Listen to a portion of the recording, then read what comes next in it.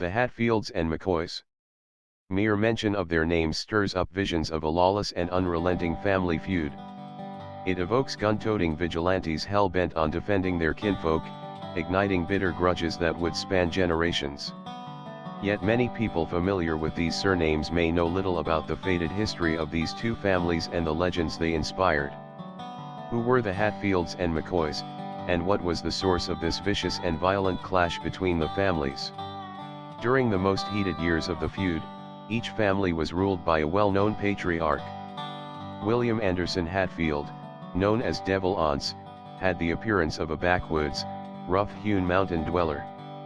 By the 1870s, Devil Anse was an increasingly successful timber merchant who employed dozens of men, including some McCoys. On the other side of the feud stood Randolph Old Raynal McCoy. Though not as prosperous as Devil Anse, Randolph owned some land and livestock. Both families lived along the Tug Fork of the Big Sandy River, which snaked along the boundary between Kentucky and West Virginia, and both families had complex kinship and social networks. Family loyalty was often determined not only by blood but by employment and proximity. The families even intermarried and sometimes switched family loyalties, even once the feud had started. The first event in the decades-long feud was the 1865 murder of Randolph's brother, Asa Harmon McCoy, by the Logan Wildcats, a local militia group that counted Devil Anse and other Hatfields among its members. Many people, even members of his own family, regarded Asa Harmon, who had served in the Union Army during the American Civil War, as a traitor. While some have surmised that his murder set the stage for the feud, most historians now see this incident as a standalone event. Relations between the two families continued to sour over the next decade before flaring again over a seemingly small matter, a dispute over a single hog. In 1878, Randolph McCoy accused Floyd Hatfield, a cousin of Devil Anse, of stealing one of his pigs, a valuable commodity in the poor region. Floyd Hatfield's trial took place in McCoy territory but was presided over by a cousin of Devil Anse. It hinged on the testimony of star witness Bill Stanton, a McCoy relative married to a Hatfield. Stanton testified in Floyd Hatfield's favor, and the McCoys were infuriated when Floyd was cleared of the charges against him. 2 years later, Stanton was violently killed in a fracas with Sam and Paris McCoy, nephews of Randolph.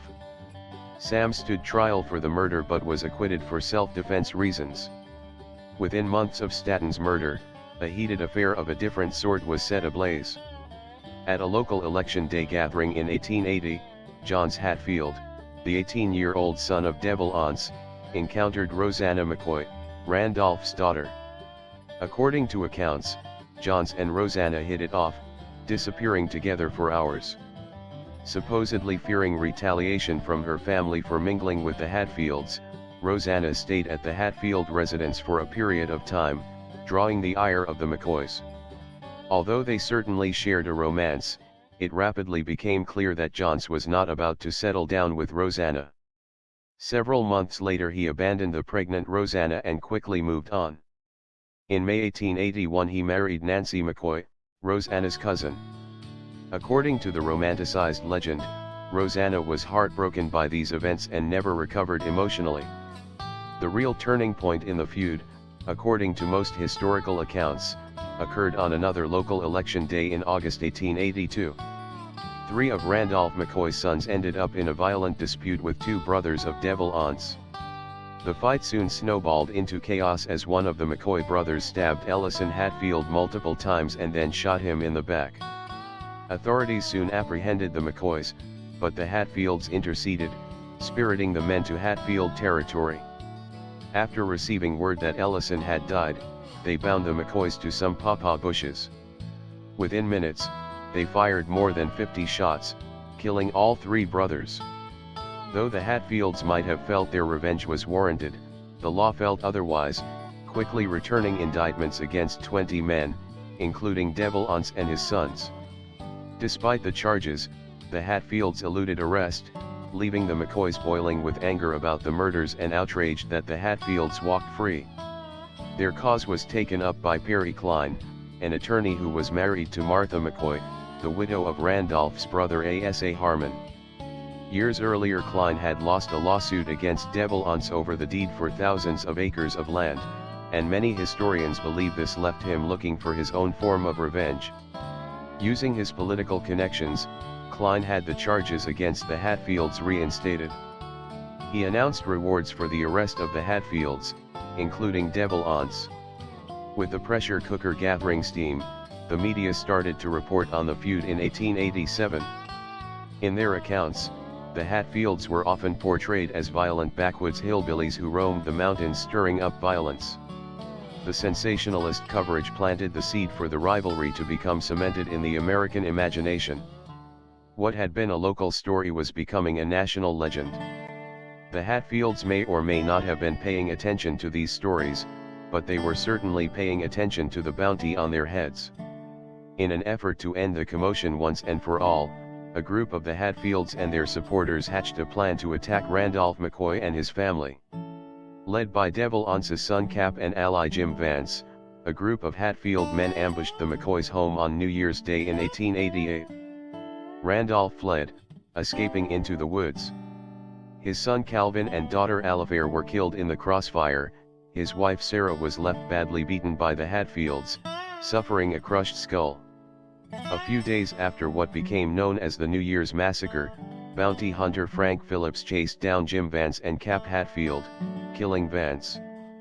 Phillips rounded up 9 Hatfield family members and supporters and hauled them off to jail. Years of legal permutations unfolded as a series of courts judged the legal merits of the Hatfield case. Eventually, the case went all the way to the U.S. Supreme Court, which decided that the Hatfields being held in custody could be tried. The trial began in 1889, and in the end, 8 of the Hatfields and their supporters were sentenced to life in prison. Ellison Mounts, who was believed to be the son of Ellison Hatfield, was sentenced to death. Nicknamed Cotton Top, Mounts was known to be mentally challenged, and many viewed him as a scapegoat even though he had confessed his guilt.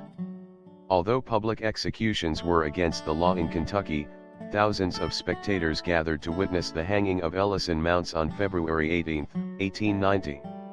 Reports claim that his last words were, "They made me do it. The Hatfields made me do it." As the feud faded, both family leaders attempted to recede into relative obscurity. Randolph McCoy became a ferry operator. In 1914 he died at the age of 88 from burns suffered in an accidental fire.